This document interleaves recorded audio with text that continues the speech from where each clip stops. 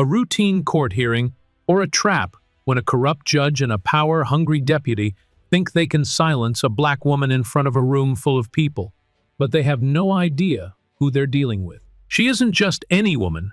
She's the one person who's about to expose them all. What follows is a clash of corruption, courage, and the pursuit of justice. And trust me, you won't see the twist coming until we dive in. Let us know where you're tuning in from and what time you're listening. Drop a comment below. We'd love to hear from you. The courtroom was thick with silence, but it wasn't the peaceful kind. It was the kind that crept up your spine and made your heart beat just a little louder. The morning sun filtered through tall windows, casting long shadows across the polished wood floors. Rows of stiff-backed benches creaked under the weight of onlookers who didn't know where to look. Some avoided eye contact altogether. Others stared directly at the woman standing alone at the defense table, waiting, watching. Celeste Monroe didn't move, didn't blink. Her spine remained straight as a rod, her eyes fixed on the bench ahead. She wasn't just standing her ground, she was holding the weight of something much larger than herself. The air in the room seemed to bend around her presence. She wore a deep navy blouse beneath a gray wool blazer, simple but strong. Her hair was pulled back into a tight bun, not a single strand out of place. There was an elegance to her, a kind of quiet authority that demanded respect, even if respect was the last thing anyone in this courtroom seemed willing to give her. To most people in this southern town, Celeste was that woman, the community advocate, who asked too many questions, who poked holes in systems folks preferred to leave untouched. But those who knew her, who truly knew her, understood she was something rare, a fighter who didn't shout but instead wielded her voice like a scalpel. Precision over chaos, grace over fire. That's what made her dangerous. Today, she was being charged with contempt of court. Officially, the accusation claimed she had disrupted proceedings during a recent housing discrimination hearing. But the truth? She had exposed damning evidence of racial bias in Savannah's Public Housing Authority documents, showing black families were systematically denied access to clean, affordable homes. She didn't scream or point fingers. She simply spoke, and apparently that was enough to bring her here. Behind her, the courtroom was packed. Some came out of curiosity. Some came out of fear. A few came out of quiet hope. But none dared speak. And towering just a few feet from Celeste, with his arms crossed and his hand resting a little too close to his holster, was Deputy Trent Hayes. He had been watching her since the moment she walked into the room, his mouth twisted into a smug half-smile, like he was just waiting for her to make a wrong move. His uniform was immaculate, freshly pressed. His badge gleamed. But it wasn't about duty for him. It was about dominance. Celeste felt his stare, but she didn't return it. She had faced worse. Deputy Hayes was known in the community, and not for reasons any department would put on a brochure. There were stories, plenty of them, about stops that never made sense, about bruises that never got reported, about voices that got silenced. But no one could ever prove anything, not really. And those who tried, they usually wound up quiet, real quiet. He'd been waiting for this for her, and today he finally had his opportunity. Judge Darlene Forsyth presided from the bench, her cold blue eyes skimming papers, her lips pursed, like someone who had better places to be. She was a stickler for order and hated when community types got too loud, too visible. She was not a woman moved by empathy. And as Celeste stood there, not yet even given the chance to speak, Forsyth barely acknowledged her presence. The sound of a cough echoed across the room. A phone vibrated in someone's coat. Then silence again. Heavy, pressing. Hayes shifted his weight from one foot to the other, clearly growing impatient. He tapped his thumb against his belt buckle. Just loud enough. Just often enough. A message. Celeste kept her gaze forward. Her heart pounded, but she refused to let it show. She had prepared for this. She knew it would come. When you pull back the curtain, the ones who benefit most from the illusion always try to make you pay.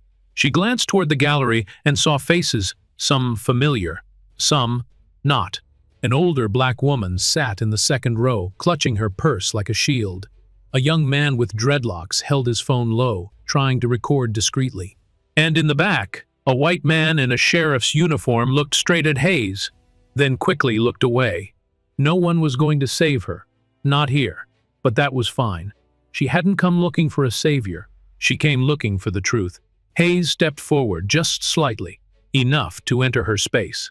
Enough to test her reaction. Celeste didn't flinch. She wouldn't give him the satisfaction. Instead, she slowly turned her head just a little and locked eyes with him.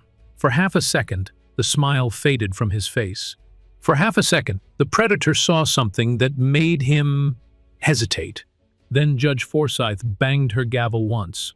"Let's proceed," she said coldly. "Miss Monroe, I trust you understand the seriousness of the charges." Celeste opened her mouth to speak, but before she could, Hayes muttered under his breath, loud enough for her alone, "You're not walking out of here the same way you walked in." She didn't look at him, but inside something began to stir. Not fear, something else. The kind of something that always comes right before the storm. 6 months earlier, the town library had hosted a community forum, one of those carefully orchestrated public listening sessions meant to ease tension without ever truly addressing it. It was standing room only. The city officials smiled tightly behind their microphones, promising to do better, while volunteers handed out generic pamphlets no one read. Celeste Monroe had arrived late on purpose. She wasn't there to play along. When her turn came to speak, she didn't raise her voice. She didn't need to. Her presence did most of the talking.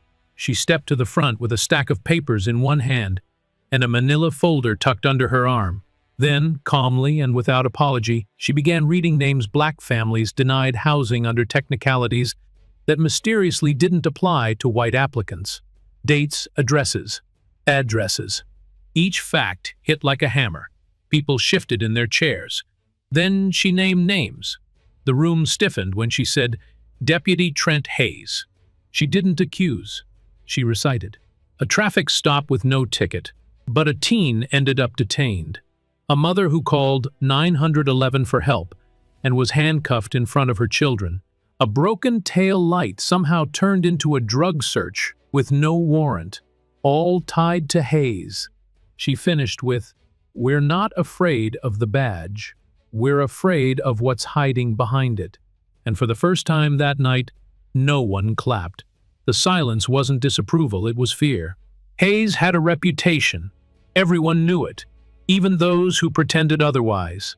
No one had dared to speak it aloud until Celeste did. After the meeting, she didn't go straight home. She expected backlash. Maybe a warning, maybe a call from someone advising her to pick her battles. What she didn't expect was what came next. Within weeks, small things started happening. Her mailbox was knocked over twice. A tire slashed in her driveway. Her trash cans overturned every Wednesday morning, but those were easy to brush off. What rattled her most was the silence from the police department when she filed the reports. No calls, no follow-ups, just paperwork that seemed to vanish. One afternoon, a patrol car followed her for 10 blocks without ever turning on its lights. It didn't pull her over. It didn't pass. It just followed. Then came the audit. Celeste was notified by certified mail that she was under investigation for misuse of public records. According to city attorneys, she had obtained housing data through unauthorized channels, despite the fact it had come through a lawful FOIA request. Suddenly, the woman exposing injustice became the one under suspicion. That was when she knew. It wasn't just Deputy Hayes. It was the system protecting him. Still, she didn't stop. In fact, she leaned in harder. She organized a small coalition of educators, activists, a retired judge, a former cop who had seen too much to stay silent. Quietly, they began gathering more evidence. Not just about housing, but about law enforcement patterns, courtroom bias, juvenile detainment numbers. Everything pointed to a city with two realities. One white, one black. Celeste never told the others, but one night, While driving home, she spotted Hayes parked in his cruiser just outside her neighborhood. He wasn't writing a report or talking on the radio. He was just sitting there, waiting. When their eyes met through her windshield, he didn't flinch. He nodded slow, deliberate. That was the moment she understood something primal. This wasn't about justice anymore. Not for him. This was personal. For Hayes, Celeste was the wound he couldn't hide. She embarrassed him in public. She undermined his authority. In his mind, she needed to be punished. And because she was a black woman who dared to challenge a white man in uniform, he felt entitled to do it.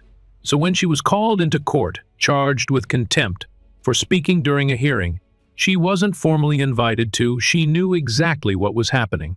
It wasn't the justice system reacting. It was Hayes pulling strings. The complaint claimed she had interrupted proceedings, but the transcript said otherwise. Her attorney, Andre Bishop, had tried to get the charge dropped, but Judge Forsyth refused. No explanation, no reconsideration, just a date on the calendar and a courtroom assignment, which is how Celeste found herself here, now, standing beneath flickering fluorescent lights, under the watchful eyes of a man who saw her not as a citizen, not as a woman, but as a threat that needed to be neutralized. She hadn't told Andre everything. He knew about the data, the public backlash, even the threats, but she hadn't mentioned the late-night tailings, or the camera lens she spotted in her front hedge one morning, or the anonymous envelope with a single photo of her walking alone after a community event, circled in red ink. It wasn't that she didn't trust him, it was that she needed him focused, angry but controlled, and, most of all, ready. Because Celeste wasn't naive, she knew the system wouldn't protect her. But she also knew something else, something Hayes hadn't counted on. She wasn't the only one watching anymore. Others had seen what happened at that town hall. Others had questions. The kind of questions that don't go away just because someone tries to scare you into silence. And if today was the day they wanted to put her on trial, then she would give them a show, but not the one they expected. The bailiff called the court to order, but the words felt unnecessary. Everyone was already still. Everyone was already watching. What hung in the air wasn't just anticipation, it was dread. The kind that made your skin itch, like something wrong was about to unfold in front of your eyes, and no one would stop it. Celeste remained at the defense table, but now her fingers were laced together tightly. Not from fear. Not exactly. It was focus. A kind of quiet tension she'd learned to carry since childhood, since the first time her father told her, in a room full of power, you don't need to shout. You just have to keep standing. And so she stood. Judge Forsyth finally looked up from her paperwork, as though she were only now aware that a room full of people had been waiting on her for nearly 10 minutes. She adjusted her glasses, glanced coldly at Celeste, and said, "Miss Monroe, you are here on charges of contempt. Do you understand what that means?" Celeste opened her mouth to respond, but before a word escaped, Deputy Hayes stepped forward 2 slow, deliberate steps that placed him just inside her personal space. The move was casual enough to appear procedural, but every inch of it was calculated. His badge caught the courtroom lights. His shadow fell across her desk. Celeste didn't flinch, but she felt it. The raw heat of him, the intent. She turned slightly, just enough to acknowledge his presence, but not enough to give him power. "I understand the charge," she said clearly, "but I'd like to request that Deputy Hayes be removed from immediate proximity. He has no legal function here at this distance." Judge Forsyth blinked once. "Deputy Hayes is here to maintain courtroom security." "I don't feel safe," Celeste said, steady and calm. "You're not here to feel safe," Forsyth snapped. Gasps fluttered through the room. A few people shifted in their seats. One woman in the gallery covered her mouth. Celeste let the silence return. Hayes didn't move, and Forsyth, seeing no further reaction, waved her hand. "Proceed." Andre Bishop, standing beside Celeste, leaned toward her slightly. "We can push for a recess. File a complaint." "No," Celeste whispered back. Let him stay. He's already losing. Andre paused. Something about her voice, it was like steel under silk. Hayes looked pleased with himself. He always liked when the rules bent in his favor. This was his domain, after all. A courtroom where silence could be forced, where truth could be made optional. Celeste stood. "I'd like to make a statement," she said. Judge Forsyth raised an eyebrow. "You are not required to make a statement, but I'm allowed to," Celeste replied. Forsyth hesitated. Briefly. Celeste turned toward the gallery, not the judge. She faced the people, the mothers, the sons, the old men in ball caps, the young girl gripping her grandmother's hand. She let her eyes move across the room before speaking. "You can charge me with contempt," she said, "but you can't charge me with silence. I have spoken the truth in every room I've entered. Not for glory, not for revenge, but because I remember every child who was told they didn't belong in a decent neighborhood. Every family that received a rejection letter with no explanation. Every tenant who lived with mold while their white neighbors got new roofs and working AC." Her voice didn't tremble. "Not once. I am here because I refuse to be quiet about injustice. And I will continue to refuse." Before Forsyth could interject, Hayes stepped even closer. "You're out of line," he muttered. "Sit down." Celeste turned to face him directly now. "Is that an order, deputy? Or a threat?" The moment cracked like glass. Hayes reached for her arm, not gently. Andre stepped forward immediately. "Do not touch my client." But it was too late. The courtroom froze as Hayes grabbed Celeste just above the elbow, yanking her backward with force. She stumbled, but caught herself. Then, in one horrifying moment, Hayes shoved her toward her chair, his grip still tight. Gasps erupted again. A phone clattered to the floor. Someone shouted, "You can't do that!" But Hayes didn't flinch. He loomed over her, jaw clenched, eyes narrowed. Celeste breathed hard through her nose. Her blazer was wrinkled at the shoulder where he'd grabbed her. Her arm throbbed. She turned slowly, stood back up, and faced him with fire in her gaze. "I'd advise you to take your hand off me," she said, voice sharp as a blade. Hayes leaned down, his mouth inches from her ear. "You don't scare me," he hissed. "I've shut louder women up." Then he smiled. The courtroom, once loud, had gone dangerously quiet again. All eyes were on them. Andre pulled out his phone and raised it. "You just assaulted a witness in front of 40 people, he said, voice trembling with fury. On record. Still, Forsyth didn't move. She didn't say a word. Her eyes were locked on her own bench like none of this was happening. Hayes straightened up, but didn't step away. Celeste adjusted her collar and looked directly at the judge. "I will not continue under these conditions," she said. "You don't dictate the rules in my courtroom," Forsyth said, her voice brittle. "No, but I demand the right to be treated with dignity, which your officer has just violated again in your presence." Whispers began rising behind her. Someone said, "She's right." Another person, "I saw it." He grabbed her. Hayes finally stepped back. But it wasn't because he wanted to. It was because he felt the room changing. Celeste exhaled slowly, her control unshaken. She sat down again, gently, deliberately. The chair didn't creak. The storm didn't break. Not yet, but it was coming. Because there's something about pushing a woman who has nothing left to lose. She stops fearing the fall. And she starts preparing for the strike. The moment should have passed. The courtroom should have settled. But something in the air said otherwise, something heavy and electric, like the stillness before lightning rips the sky in half.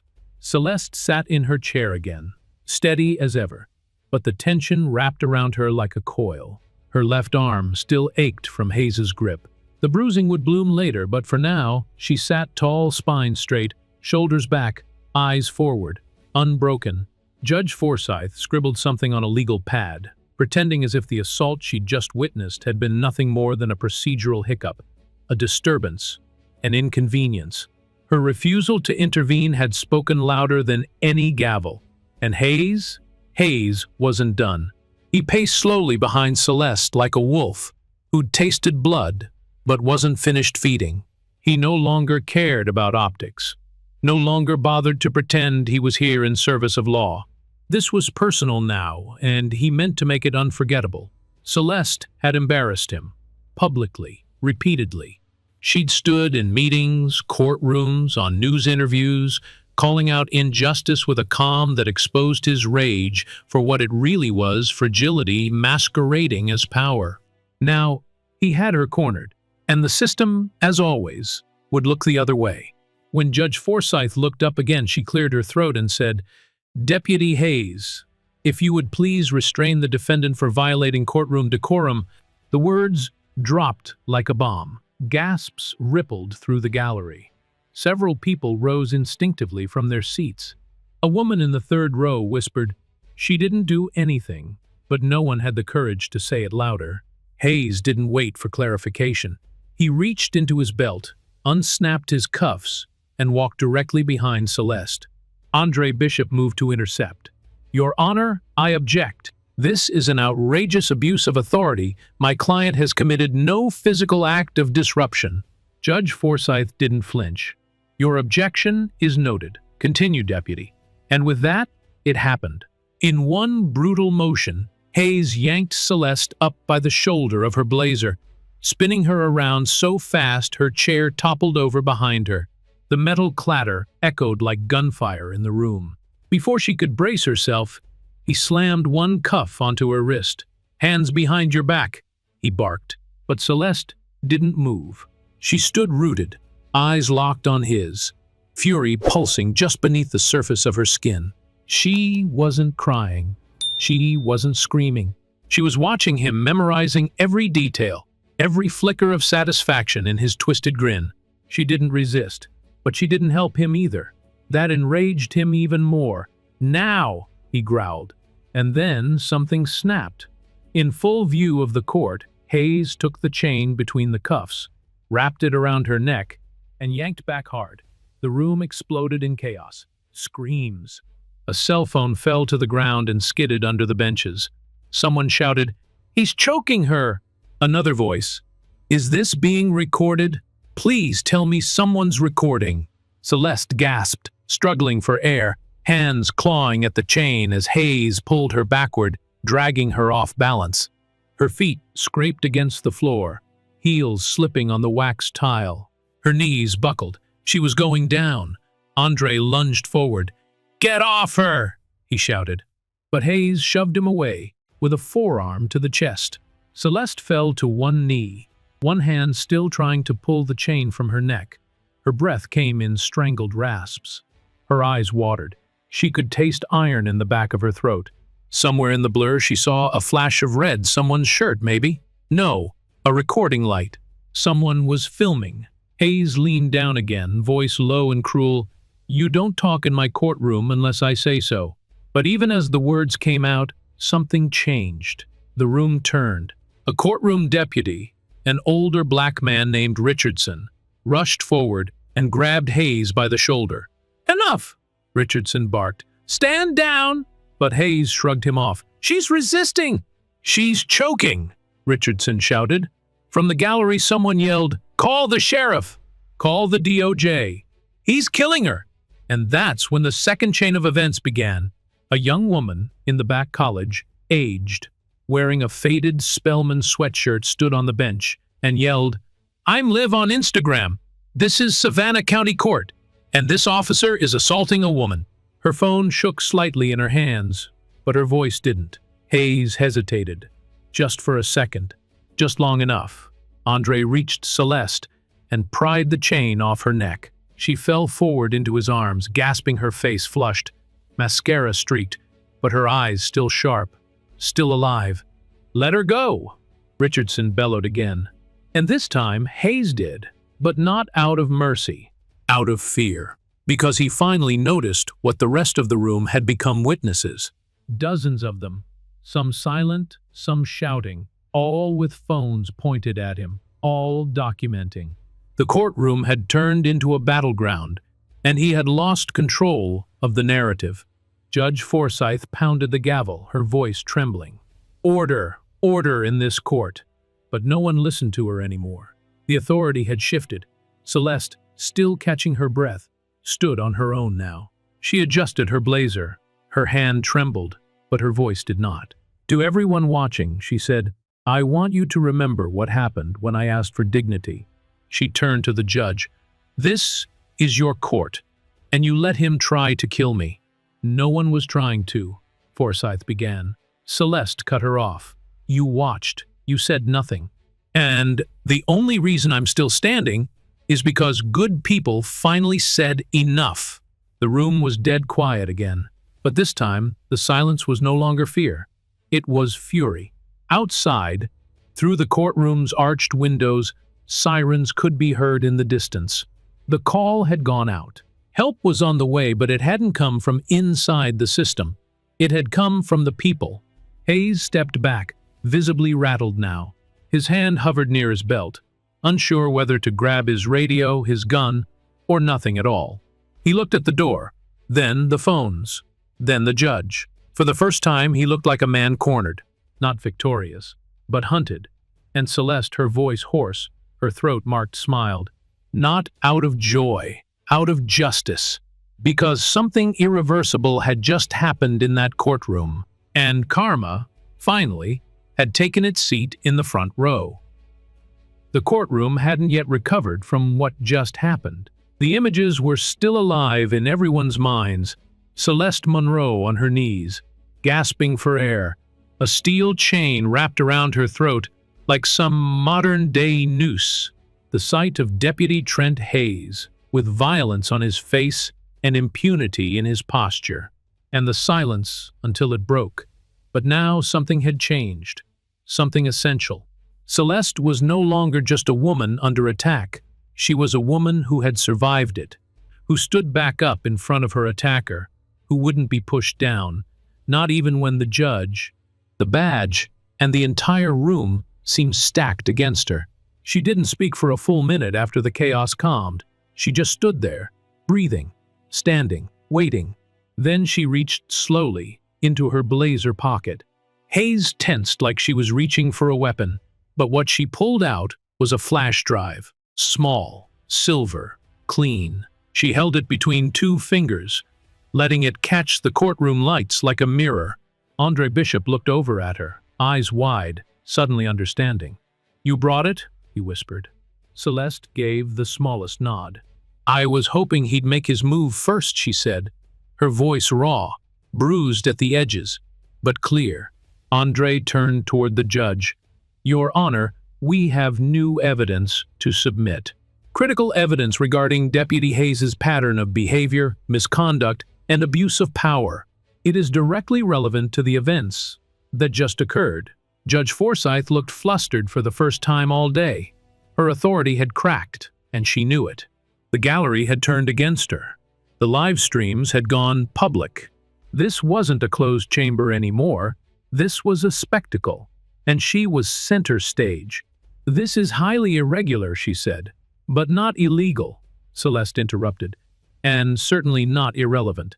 Forsyth hesitated, then gestured to the bailiff, not Hayes, but the older deputy, Richardson, whose face was still pale with anger. "Play it," she said tightly. Andre walked the flash drive over to the media station, where a court clerk inserted it into the courtroom display computer. The flat screens mounted along the walls flickered to life. There was a brief pause. Then the first video began to play. The footage wasn't dramatic, not at first. It showed a dashcam from inside a patrol car. Hayes's voice could be heard clearly through the speakers, laughing about pulling over a teenager for looking twitchy. Then came another clip, this time from a body cam. Hayes slamming a man against the hood of a cruiser for arguing about a broken taillight. There were racial slurs, smirking comments, an unmistakable power trip unfolding in digital clarity. The courtroom was silent again, but not out of shock. Now it was collective anger. Next came a recorded phone call. Hayes didn't know he was being taped. His voice was unmistakable. "She's gonna wish she kept her mouth shut," he said. Celeste Monroe always acting like she's better than the rest. OFEM. I'm gonna remind her who runs this damn town. Somewhere in the back of the gallery, A woman let out a soft, horrified moan. Someone else whispered, "Lord, have mercy." Judge Forsyth visibly paled. She leaned back in her chair, her lips drawn tight. The last clip was a security camera angle, low-res but damning. Hayes was standing in the courthouse parking lot talking to another officer, holding up a printed photograph of Celeste. He circled her image with his finger and said, "She's not going to walk out of that courtroom feeling so high and mighty. Just wait." When the screen went black, the silence was heavier than ever. Not because people didn't know what to say, but because they finally understood what they had seen. It was a coordinated pattern. It was personal, and now it was public. Celeste stepped forward. She was no longer just defending herself. She was leading a reckoning. "You all saw what he did to me today," she said. "But this has been going on for years. Maybe not always in front of a camera. Maybe not always caught on tape, but it was real. And too many of us knew it." She looked directly at Judge Forsyth. "And you knew it too. You just didn't want to see it." Forsyth opened her mouth, but nothing came out. Her gavel sat untouched in front of her. For once, the robe didn't protect her. Andre approached the bench. "Your Honor, in light of this new evidence, we respectfully request that the charges against Miss Monroe be dropped immediately, and that Deputy Hayes be placed under immediate suspension pending investigation." Before Forsyth could respond, the courtroom doors opened with a loud bang. 2 U.S. Marshals stepped inside, their jackets unmistakable, their badges displayed. The room turned toward them. One of the marshals tall, black, mid-50s, a quiet presence that radiated control, stepped forward. "I'm Marshal Bryant. We're here under the authority of the Department of Justice. We've received credible reports of civil rights violations committed inside this courtroom. Effective immediately, Deputy Trent Hayes is relieved of duty and is to be remanded into federal custody." The second marshal walked directly toward Hayes. Hayes didn't speak, didn't move. His face, which had been smug and sneering only minutes ago, was now frozen in disbelief. He glanced at Judge Forsyth, who looked away. Celeste didn't look at him. She didn't need to. She had already taken back her power. Hayes was cuffed gently, not like he had done to her. There was no chain around his neck, no humiliation, only quiet judgment and justice moving in slow, deliberate steps. As he was led away, the gallery burst into murmurs. Some people cried, some applauded softly, respectfully. And Celeste? She exhaled. She turned to Andre and whispered, "Step 1. He nodded. "Step 1. Because what had just happened was not the end. It was only the beginning. The footage didn't stay in that courtroom. Within hours, the video was all over social media. It spread from one phone to another, like a spark. In dry brush first, a few thousand views. Then tens of thousands. Then millions. By nightfall, clips of Deputy Trent Hayes wrapping a chain around Celeste Monroe's neck played across cable news, morning radio, and late-night television. The headlines came fast and relentless. Savannah deputy assaults black woman in courtroom. Community advocate, attacked by officer and fights back. With evidence karma, comes swiftly. For deputy who targeted civil rights historian. But it wasn't the violence that truly ignited the national response. It was Celeste's calm, her presence. The moment she stood, bruised but unbowed, and spoke into a courtroom of people too afraid to move. Her voice measured, steady, resonated louder than any scream could have. It didn't just expose a rogue officer. It exposed a system that had been too comfortable, too protected, for far too long. The flash drive she submitted as evidence was handed over to the Department of Justice that same evening. But what the public hadn't yet seen was the full breadth of what she had collected over the past 6 months, her real ace in the hole. Celeste had known all along that public perception could be swayed. But policy? Policy needed pressure. And pressure required proof. The morning after the assault, she held a quiet press briefing outside her community center, a simple brick building on the east side of Savannah, with a mural of Harriet Tubman painted on the side. Cameras lined the sidewalk, their lenses trained on the small wooden podium, set up beneath the shade of a live oak tree. She didn't bring lawyers. She didn't bring bodyguards. Just a stack of folders, a laptop, and her voice. "Yesterday, I was nearly choked to death in a courtroom," she said, "not for drama, but for clarity. And I survived. But this is not about me. This is about the hundreds of people who never had a camera on them when they were silenced, when they were denied housing, harassed during traffic stops, or told to stay quiet because justice wasn't meant for them." Then she clicked her laptop and began projecting data on a screen. Patterns of housing discrimination, court outcomes by race, video footage of officers intimidating tenants, photos of dilapidated units rented only to black families, while nearby white residents lived in newly renovated buildings. This was no longer just about Hayes. It was about the system that created him. Reporters started asking harder questions. Who else knew? Why hadn't anything been done? What role had Judge Forsyth played in letting this behavior continue? Celeste had answers and names. She revealed emails, obtained legally, between city officials who mocked activists with too much time. She showed minutes from private meetings where Judge Forsyth and Hayes had discussed tightening courtroom behavior in response to community protests. And she released transcripts from internal police briefings where Celeste herself was referred to as a persistent disruptor. By noon, Forsyth was trending online. By nightfall, the Georgia State Bar Association announced an emergency review of her conduct. Meanwhile, Celeste's allies, the quiet coalition she'd built in secret, were already moving.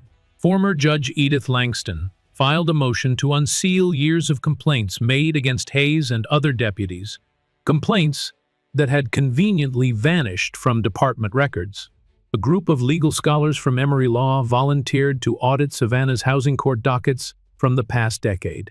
Civil rights organizations, some national and some homegrown, offered pro bono support for residents affected by the systemic bias. Celeste had exposed. And then came the whistleblowers.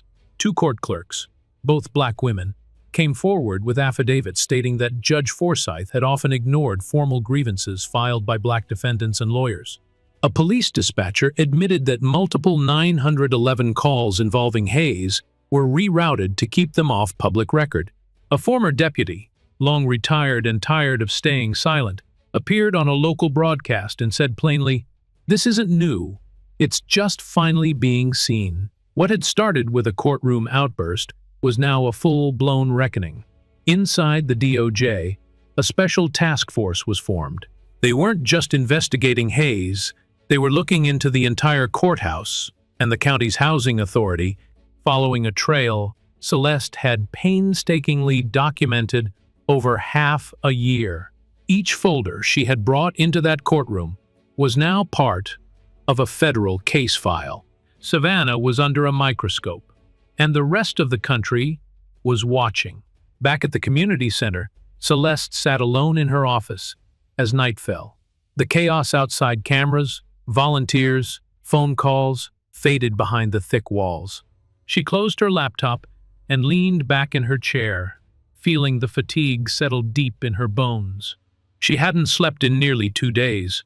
Her throat still burned. The bruises on her arm had begun to darken. Every time she moved too quickly, her ribs reminded her that she'd been hurt. But she felt something else too, momentum. It wasn't over, far from it, but for the first time in a long time, she didn't feel like she was shouting into the wind. She felt heard. Andre knocked lightly on the doorframe before stepping in. "You sure you don't want to go to the hospital?" he asked. She gave him a small smile.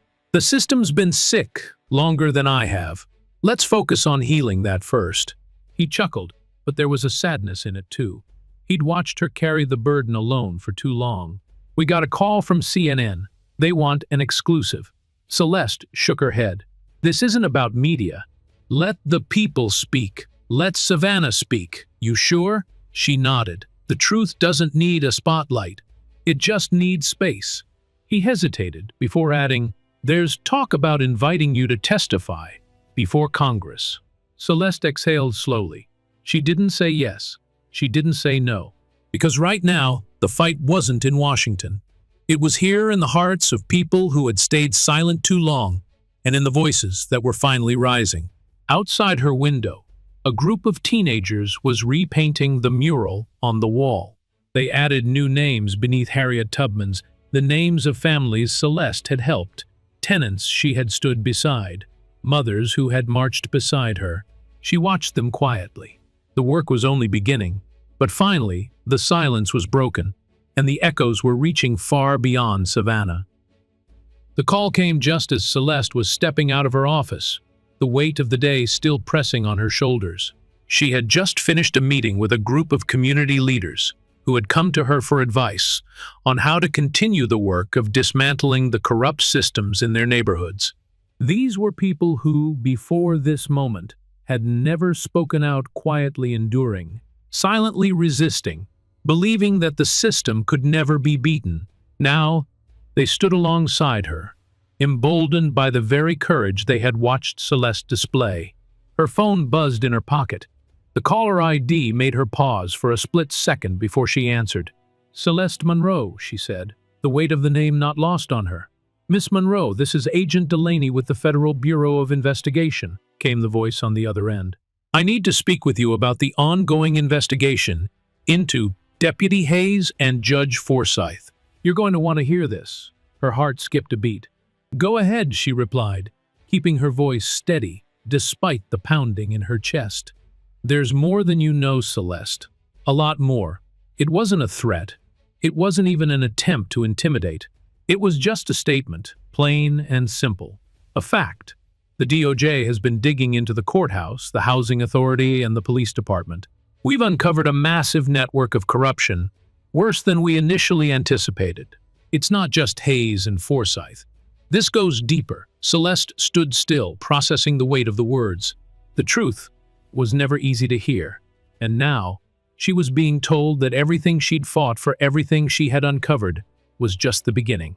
There was more, much more, and if what Agent Delaney was saying was true, the battle was far from over. "I've known for a while that the corruption went further than Hayes," Celeste said, her voice steady despite the chaos inside her.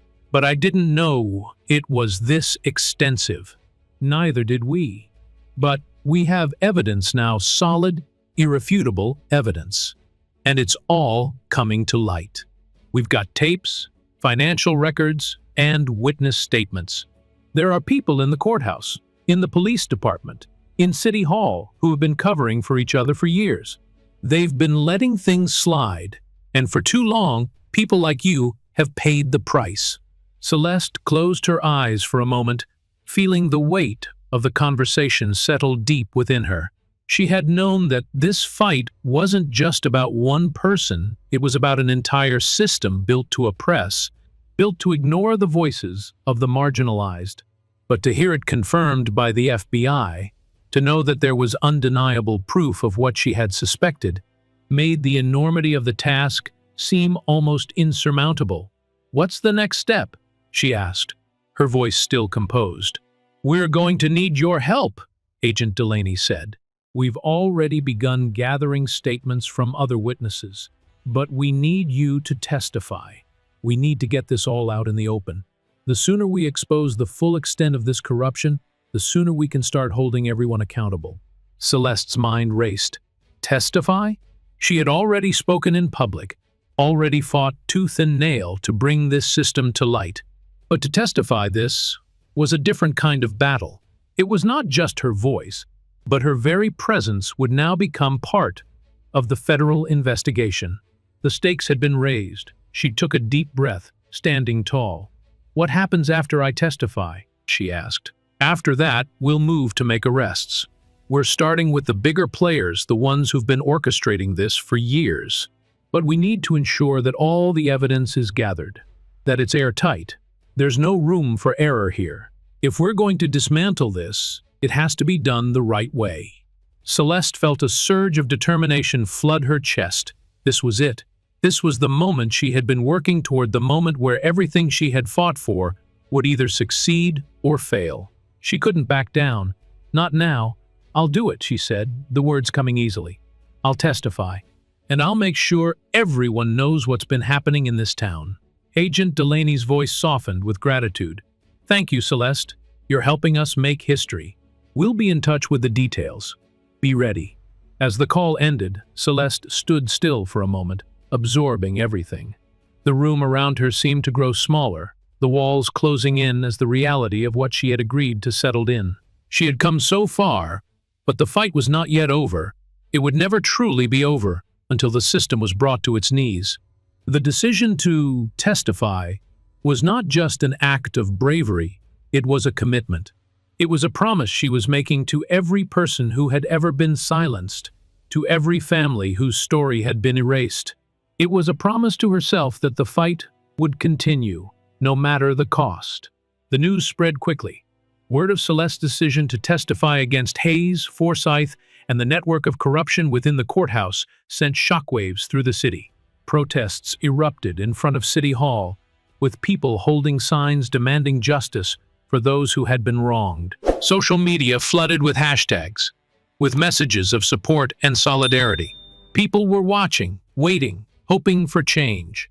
In the midst of it all, Celeste found herself standing outside the community center again, watching the sun dip below the horizon. The world was changing. She could feel it, deep in her bones. But even as the tide of history seemed to turn in her favor, she knew the hardest part was still to come. The pressure of being at the center of a federal investigation, the eyes of the country on her, was immense. The weight of what she was about to do was enough to crush most people, but not Celeste. She had carried this burden for too long, and now it was time to finish what she had started. As she watched the streetlights flicker on, Celeste thought back to the days when she had first started this journey, when she had been just another voice, another activist struggling against the tides of injustice. Now, she was more than that. She was a symbol, a beacon for those who had been silenced for too long. Her work was far from done, but now she wasn't alone, and for the first time in a long time, she felt the weight of the world shift in her favor. The courthouse had become a battlefield. The weight of it was palpable in the air, the murmurs of reporters, the steady click of cameras, the rush of feet through the hallways. Outside, protesters still filled the streets, chanting, holding signs, demanding justice. But inside, the atmosphere was different, tense, charged. There was a quiet before the storm, an air of uncertainty as Celeste Monroe prepared to do something she'd never done before, step into the heart of the very system she had spent her life trying to dismantle. She was sitting in a small room just off the main court, waiting. Her fingers drummed lightly on the wooden table, the rhythm steady, but her mind was elsewhere. She had just given her testimony to the federal task force, investigating Deputy Hayes, Judge Forsyth, and the others involved in the web of corruption that had taken root in Savannah. The questions had been sharp, the room had been cold, but Celeste had stood firm, answering each one without hesitation. She had told the truth, the full, unvarnished truth. But now, as the proceedings went on, she felt a deep, heavy silence surrounding her, the calm before the storm. The door opened, and Andre Bishop stepped inside, his face tight with concern. "They've just issued a press release," he said, his voice low. "It's official they're going after Forsyth." Celeste didn't respond immediately. She wasn't surprised. The evidence was irrefutable. The web of corruption was clear, but still, she had to let the weight of it settle. "How soon?" she asked, her voice steady. "Soon. The press conference is set for later this afternoon. The DOJ is about to make their move," Andre replied. "They've got everything they need. The tapes, the documents, the testimonies. Forsyth is going down."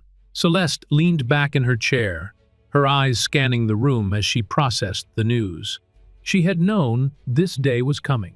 She had known that the people who had held power over the lives of so many were about to face the consequences of their actions. But the feeling of it, the finality of it, was something else entirely. It was a weight that she hadn't quite prepared for. Andre sat across from her, watching her closely. He knew how much this had cost her. The sleepless nights, the constant threats, the toll it had taken on her body and mind.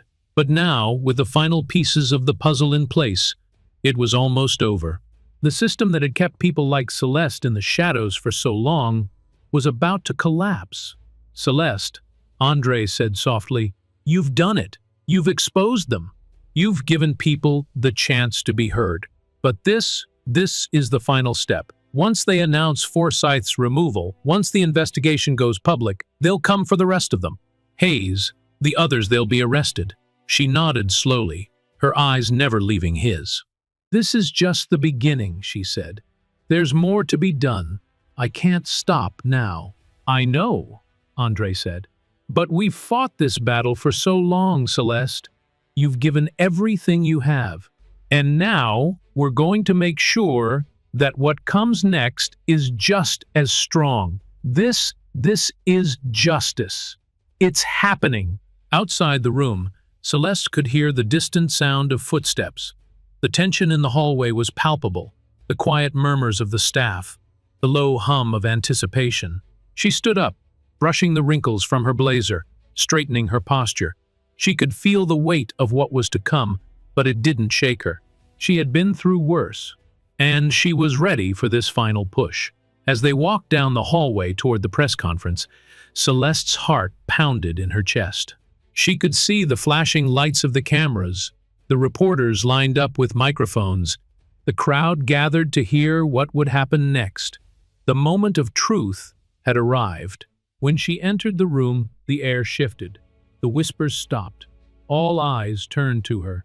Standing at the podium, a DOJ spokesperson began to speak, detailing the findings of the investigation. They laid out the charges against Judge Forsyth, detailing her role in the corruption that had been allowed to fester in Savannah for so long. There was no room for doubt. The evidence was overwhelming, and Forsyth's involvement was clear. The system that had protected her for so long was finally cracking. But it wasn't just Forsyth they were targeting. The investigation extended to a number of other key figures officers who had protected Hayes, city officials who had turned a blind eye, and others who had played a part in the widespread injustice. Celeste's name was mentioned too. She had been the catalyst, the one who had refused to remain silent, the one who had fought for those who had no voice. She had exposed them all. When it was Celeste's turn to speak, she stepped up to the microphone, the weight of the moment pressing down on her. The room fell silent, every eye trained on her. "This isn't just about me," she began, her voice steady but filled with an emotion she couldn't quite hide. "This is about everyone who has ever been silenced. Everyone who has ever been told their voice doesn't matter. This is about the people of Savannah and the people of this country who have had enough. Enough of the corruption. Enough of the violence. Enough of the injustice. This is our victory. This is our moment. And we are not backing down." The crowd erupted into applause. Celeste took a deep breath, her heart swelling with pride. This was it.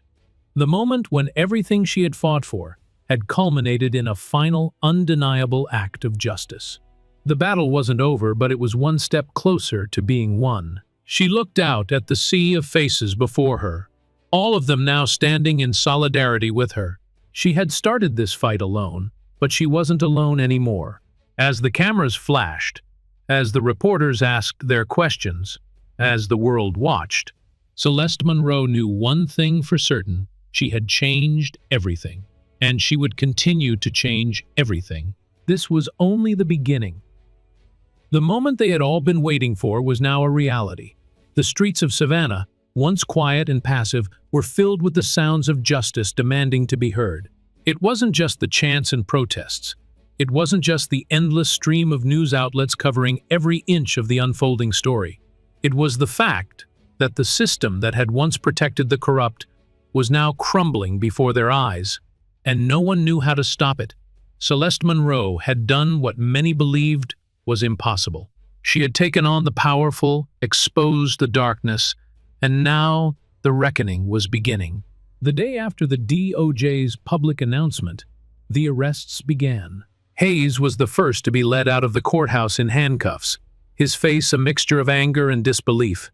He was escorted by marshals, the same way he had once walked into a courtroom with his head held high. The cameras flashed, capturing the fall of a man who had spent years terrorizing his community, all while hiding behind a badge. But Hayes wasn't the only one. Judge Forsyth's office was raided shortly after, and within hours, she too was placed under arrest for her role in the systemic corruption. The news spread like wildfire. What had been whispers and rumors was now undeniable fact. Her resignation was a formality. The truth was out, and it was ugly. Celeste didn't stay home to watch the spectacle unfold. She had spent enough time in front of cameras, enough time letting the world see her pain, her courage, her victories. Now it was time to take the next step. It was time to rebuild. She walked through the community center, past the mural of Harriet Tubman, a symbol of defiance that had become an even stronger reminder of what they were fighting for. The center was bustling with activity, more than it had ever been. People who had been silent, those who had never spoken out against the injustice they lived under, were now stepping forward. The work Celeste had started was no longer just her fight, it was everyone's fight. She stepped into the office, her sanctuary from the chaos outside. Andre was already there, his face grim but proud. He had watched her take on a system that had spent decades oppressing people just like her. He had seen her stand tall when they tried to break her, and now, here they were. "The arrests are just the beginning," Celeste said, taking a seat across from him. "We've exposed them, but we can't stop here. We have to make sure this never happens again." Andre nodded. "The DOJ is already talking about systemic reforms. They're looking at the entire police force, the courts, the housing department. They're talking about dismantling the entire system of corruption that's been built over the years. But it's going to take time. It's more than just dismantling it," Celeste said. "It's about rebuilding it. We need to create something new, something that actually works for the people, for everyone." She leaned forward, her hands on the desk, her voice steady but filled with determination. "We're going to demand accountability, and we're going to make sure it's not just another empty promise. I've seen enough empty promises in my life. It's time to make them keep their word." Outside, the sounds of the protests had not died down. If anything, they were growing louder. People were calling for more than just the removal of corrupt officials. They were calling for an overhaul of the system itself. They were demanding justice, not just for Celeste, but for every person who had ever been wronged by the system that claimed to serve them. The phone on the desk buzzed, snapping Celeste out of her thoughts. She picked it up. "Celeste, it's Agent Delaney," came the voice on the other end. "We've got movement." Celeste straightened in her chair. "What do you mean?" "They've arrested more people," Delaney said. "The investigation is expanding. We're looking at a lot more than we expected. There are more arrests to come. We've got people at the highest levels of power in this town under investigation, and the evidence is rock solid." Celeste's pulse quickened. She had always known that this wouldn't be just about Hayes and Forsyth. It was bigger than that. The entire system had to be broken down, and now it was happening. "You're sure?" she asked, her voice low. "Absolutely. We've been working with some of the other officers who've been exposed, and they're talking. They're giving us names. We're going after the rest. This won't stop until the entire network is brought down." Celeste's mind raced as she processed the information. This was the moment she had been working toward, the moment when everything she had fought for would either succeed or fail. And right now it was looking like success. "Keep me updated," she said. "And tell your team we're with them, every step of the way." As she hung up the phone, a sense of calm washed over her. She had done what she came here to do. The fight was far from over, but the ball was now in motion. The people who had wronged so many, the people who had built their power on the backs of the marginalized, were being held accountable, and there was nothing they could do to stop it. But Celeste knew that the real work was just beginning. The system could be dismantled, but it could also be rebuilt. And that was where the true battle would take place. They would need to ensure that the reforms weren't just another round of surface-level change. They needed to build something that actually served the people, something that worked for every single person, no matter their race, their income, their background. The door to the office opened, and a young woman walked in, one of the many volunteers who had been helping Celeste with her work. Her eyes were wide with excitement. "They're talking about you on TV," she said. "The whole country is watching. This is huge, Celeste." Celeste smiled, but it wasn't a smile of triumph. It was a smile of determination. "This isn't just about me," she said. "It's about all of us. And we're not done yet." She stood up and walked to the window, her eyes scanning the street below. The crowds were still there, chanting, demanding justice. She could feel their energy, their resolve, pushing her forward. Celeste knew that the fight wasn't over, but she also knew that they had taken the first step toward real change. The next step would be harder, but they had already shown that they could make the impossible happen. They would fight for justice, and they would win. It was a year later, but it felt like a lifetime. The savannah that Celeste Monroe had known, a city of quiet compliance, where injustice hid behind closed doors, was gone. In its place was something raw, something alive, a city that had finally found its voice. But change, as they had all learned the hard way, was never simple. It came with sacrifice, with pain, and with the heavy weight of responsibility. Celeste stood on the steps of the newly renovated courthouse. The air, crisp as fall, began to settle over the city. The sounds of distant traffic, the rustle of leaves in the wind, felt surreal. It was a city on the brink of something new, but it was still struggling to find its footing. The scars were deep, but the healing had begun. The building behind her, once a symbol of everything that had gone wrong, had now been transformed. What had once been the seat of corruption and cruelty was now a beacon of transparency. The courthouse had undergone a complete overhaul, with reforms implemented to ensure that what had happened under Hayes, Forsyth, and others could never happen again. The policies had changed, but so had the culture. People were watching. They were demanding better. As Celeste gazed out over the crowd gathered in front of the courthouse, she could feel the weight of the moment. The press, the activists, the families who had suffered for so long today, they were all here. The room was filled with energy, the buzz of anticipation in the air. It was the day she had dreamed of, and yet, standing at the forefront of it all, she still felt the burden of what had come before. The price she had paid, the people she had lost along the way, the pain of the last year of being dragged through the mud, of the threats, the sleepless nights, the constant worry still lingered. But it was different now. The weight didn't feel as heavy.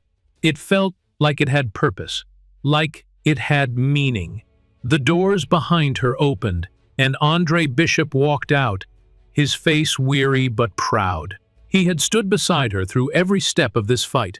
And now, as they stood at the precipice of something real, something lasting, there was no one else she would have wanted by her side. "You ready?"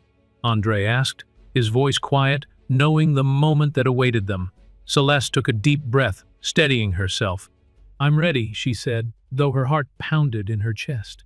It wasn't just about the arrests anymore. The system had been pulled apart. The guilty had been held accountable.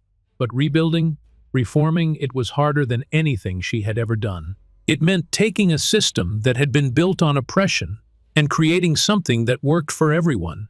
It meant making sure that the voices of the marginalized, the silenced, weren't just heard, they were prioritized. The podium in front of her was small, but it felt like the weight of the world rested on it. As she stepped up, she felt the eyes of the crowd on her. Not just the press, but the people, the mothers, the fathers, the children who had lived through years of systemic racism, discrimination, and violence. They were all here, standing in solidarity with her, and the responsibility of it almost overwhelmed her. She adjusted the microphone, her fingers brushing against the cool metal. She took a deep breath and looked out over the crowd, seeing faces that had once been afraid to speak, faces that had been silenced by the system. But now they were standing with her, not just as allies, but as equals. "It's been a long year," Celeste began, her voice steady, though there was a hint of emotion that she couldn't quite hide. A year filled with pain, with loss, with the kind of battles that people like me have fought for decades. But it's also been a year of victory, not just for me, but for all of us. Because the fight we started is a fight that isn't over. And it won't be over until every single person in this city, in this country, has the same rights, the same protections, and the same chance at justice. The crowd erupted into applause, and Celeste paused, letting the sound wash over her. She had done this, she had exposed the lies, she had pushed for change, but she wasn't done. She would never be done. Not until the work was truly complete. We've torn down a system that was designed to protect the powerful, the corrupt, and the cruel, she continued. But that was just step one. Rebuilding it, rebuilding trust, rebuilding the systems of justice, rebuilding our community. That's the real work. And it's going to take all of us. It's going to take each and every one of you standing up, speaking out, and making sure that the next generation doesn't have to fight the same fight we did. Her words were like a call to action, an invitation for those who had been passive bystanders to step forward and help shape the future. The crowd was with her. They had always been with her. But now, there was a new energy in the air, a determination to not just watch, but to act. Today, we've seen the beginning of something new, Celeste said, her voice growing stronger. But this isn't the end. This is the beginning of the work we all have to do. And together, we will make sure that what we've fought for will last. Together, we will make sure that justice isn't just a dream, it's a reality. As the crowd erupted into applause again, Celeste felt a surge of pride. She had fought for so long, faced so many obstacles. But now, standing here, surrounded by people who had walked this journey with her, it felt worth it. She had seen change in her lifetime, and she would see more. This was the work of a lifetime, the work of those who had come before her, and the work of those who would come after. The rest of the day passed in a blur. Speeches, interviews, press conferences. It was all a whirlwind of words, but beneath it all, Celeste knew the truth. The real work had only just begun. They would need to continue pushing for reform. They would need to hold every single person accountable. They would need to continue rebuilding, piece by piece, until justice was truly for all. As she walked off the steps of the courthouse that evening, the sun setting behind her, Celeste felt a quiet peace settle over her. This battle had been won, but the war was never truly over. She had taken the first step. Now, she would make sure the next generation could run. She had built something lasting, and that was just the beginning. Celeste Monroe's story delivers a powerful message about persistence and the power of one's voice in the fight for justice. Despite facing immense challenges, deep wounds, and years of oppression, Celeste never gave up. She stood up against a system that had been in place for decades, using truth and justice as her weapons. This reminds us that no matter our age or circumstances, the strength of courage and perseverance is limitless. Every small action, every decision to stand up for what's right, even if it seems like a small step, can create massive change. For older audiences, this story is also a reminder that life never runs out of opportunities for change, and everyone has the ability to contribute to building a more just society. Keep fighting, keep speaking out, because justice and change will always need people like you. If you found this story inspiring, don't forget to like and subscribe for more motivational and impactful videos like this one.